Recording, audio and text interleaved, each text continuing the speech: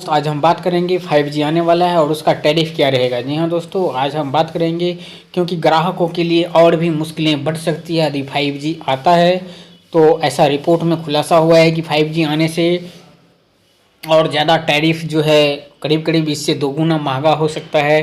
तो आखिर क्यों होगा, क्या BSNL 5G लाएगा? तो चलिए दोस्तों, इसी के संबंध में आज हम बात करते हैं।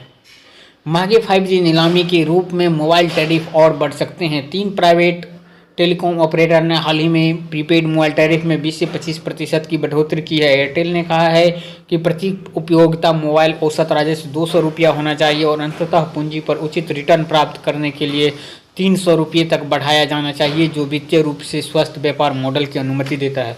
तो दोस्तों आप देख सकते हैं, उन्होंने बोला है कि 200 रुपये से 300 रुपये प्रति यूजर देना चाहिए, उसके बाद ही वो लाभ में जा सकता है।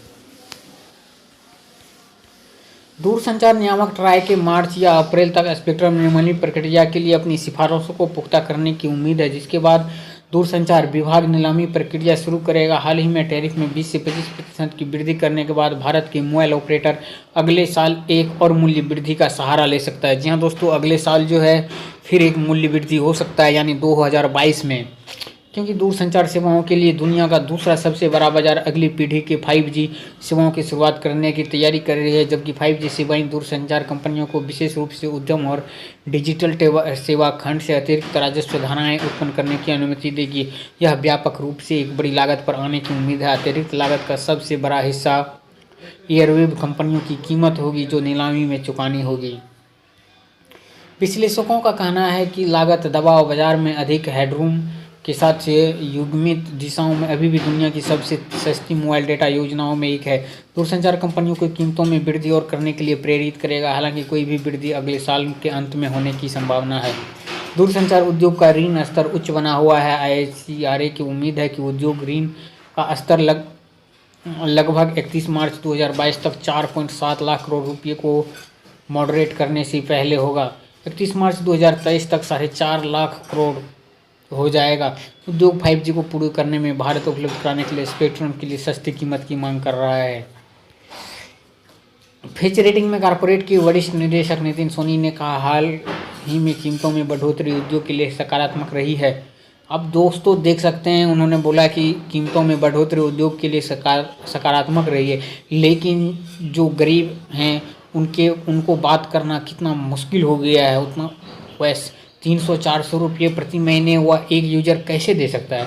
एयरटेल और जियो के पास पर्याप्त नकदी और क्षमताएं हैं, जबकि वोडाफोन आइडिया के लिए मौजूदा बढ़ोतरी पर्याप्त नहीं होगा।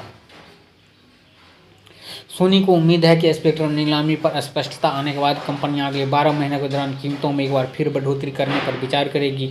उन्होंने कहा, अगले साल तक स्पेक्ट्रम नीलामी को लेकर स्थिति स्पष्ट हो जाएगी।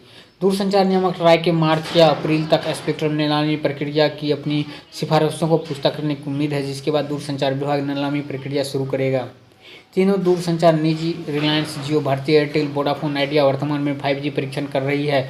गुरुग्राम, बेंगलोर, कोलकाता, मुंबई, चंडीगढ़, दिल्ली, जामनगर, अहमदाबाद, चेन्नई, हैदराबाद, लखनऊ और पुणे, गांधीनगर इससे शहरों में परीक्षण स्थल स्थापित किए गए हैं। OTT के अनुसार अगले साल देश में 5G सेवाओं की शुरुआत के लिए महानगर में बड़े शहर पहले स्थान पर होंगे।